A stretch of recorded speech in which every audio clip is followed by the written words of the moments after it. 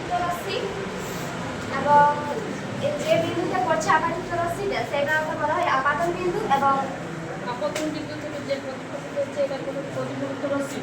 এখানে যে কোণটি উৎপন্ন হচ্ছে এবং অবিলম্বে এইদিকে যে কোণটি উৎপন্ন হচ্ছে সেই কোণটা এই দুটি কোণ সমান।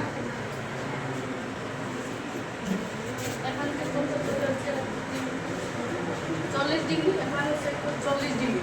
যদি এটাকে আমরা পাল্টাই, এটাকে যদি চেঞ্জ করা হয় 30 ডিগ্রি করলে, এখন এখানে 30 ডিগ্রি, হ্যাঁ, এখানে 30 ডিগ্রি। very good। তার মানে এখান থেকে আমরা কি সিদ্ধান্তে আসতে পারবো? যে আপাতিত রশ্মি এবং প্রতিফলিত রশ্মির মধ্যে যে কোণ উৎপন্ন হচ্ছে সে দুটি কোণ সমান। সেই কোণ দুটিকে কি কি কোণ বলা হয় সৌরদীপ?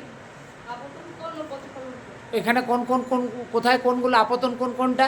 এই কোণটা আপতন কোণ, হ্যাঁ। এটা প্রতিফলন কোণ। দুটোর মেজারমেন্ট সমান আছে। আছে। Very good.